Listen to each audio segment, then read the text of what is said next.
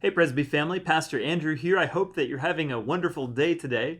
I want to talk to you a little bit about some words spoken by Ruth. We just kicked off a new sermon series on the book of Ruth this past Sunday. I hope that God has been speaking to you through what you heard and what you've been thinking about since then. I want to zoom in on some of those famous words that Ruth said to Naomi. Now, you remember Naomi was trying to convince Ruth to go back to her own home, to her own family, to her own people, but Ruth insisted that she would come along with Naomi. And she said these words. She said, "Where you go, I will go, and where you stay, I will stay. Your people will be my people, and your God, my God. Where you die, I will die, and there I will be buried. May the Lord deal with me, be it ever so severely, if anything but death separates you and me." Now, these words that just hearing them, we can feel, we can hear, we can imagine the passion and the conviction that Ruth is saying here. She is putting her foot down and saying, hey, I am going with you no matter what. And while this certainly comes across, I wonder if we stop to realize how much Ruth is truly giving up when she's saying these words. She says, where you go, I will go. And, at this point, Ruth has stayed pretty close to the area where she grew up, and she hasn't had to leave. But what she's saying is, I'm going to completely leave my home. I'm going to cross to the other side of the Jordan River, and I am going to go to a place and put down roots that I've never even been to. Now, most of us, if we were considering moving to a new place, we would at least do a little bit of research.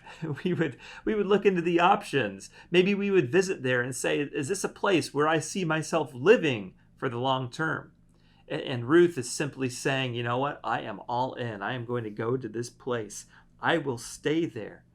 And at this point, it's not like Naomi had lodging or a place to live figured out. Ruth is probably thinking, okay, we're going to go and maybe we'll be homeless there for a while. And then maybe we'll be able to find a shack or someplace to live. And she's saying, I'm willing to be in this for the long haul, even in the difficult stages ahead. And then where she says, your people will be my people, and your God, my God. This is a radical change of Ruth's identity. Right now, she has been living in her home culture, and Naomi has been the one who's the foreigner. But right now, they're going to leave that behind. The tables will be turned. Ruth will be going to a different culture. I don't know if you've spent a lot of time living in different cultures, but culture shock comes in different waves, and it hits you at different levels at different points in time. And Ruth is basically saying, from now on, I am willing to be that person who is considered an outsider.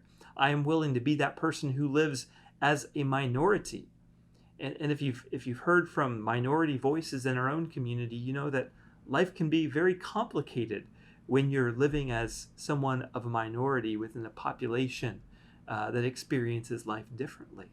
And even beyond this, the people of Israel and the people of Moab had been at war for a while during the time of the Judges. So Ruth is signing up for a very difficult role in this new society that she's going to be moving to, all because of her love for Naomi. And then she says, where you die, I will die, and there I will be buried. Ruth is completely turning her back on her own religious upbringing at this point in time. A lot of Bible scholars point out that according to the belief systems of these days, it was often thought that if you wanted to go to the afterlife that your religion believed in, you would need to be buried within that land, within the territory that followed that God. And so the idea was, if you're buried somewhere else, then you're outside of that God's jurisdiction. Sorry, no afterlife for you.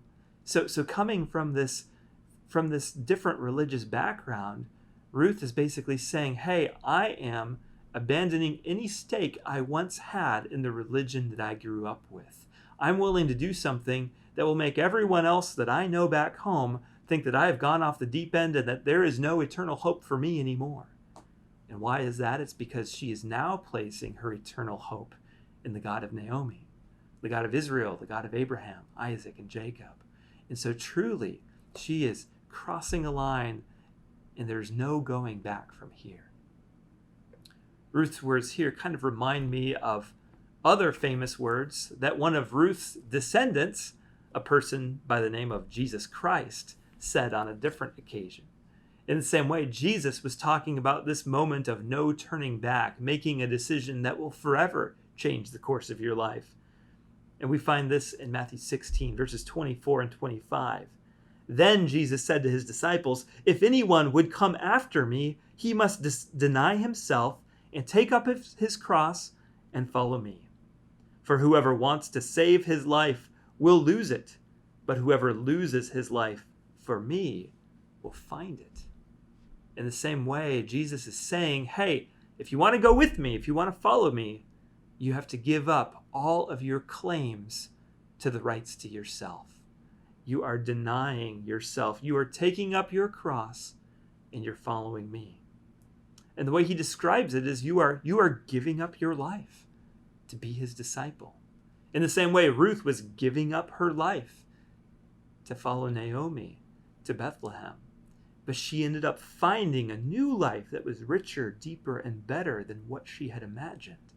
In the same way, the new life that Jesus Christ gives to his people is one that is far richer, far greater, far more abundant than what we leave behind.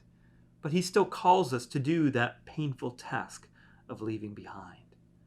And so what are some of the sacrifices that Christ has called you to make as his follower? Maybe you haven't left your home, maybe you haven't left behind your family and friends, but you've probably had to sacrifice something. You've probably had to leave something behind that was an act of faith at the time.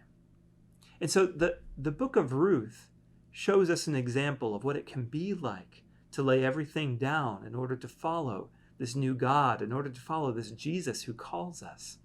And we see from how the book of Ruth goes that God followed through on the work he began in her life. God was taking care of her. This next Sunday, we'll see how God begins to bring hope to Ruth's situation. And I hope that this can also bring hope to our situations. That for those of you who are wondering how you're going to move forward amidst the uncertainties of life, that God is there, God is faithful. When we become his disciples, he calls us to give up everything to follow him. And he doesn't just leave us behind. He doesn't forsake us. He doesn't abandon us. So friends, this week I invite you to place your hope in this faithful God that we serve.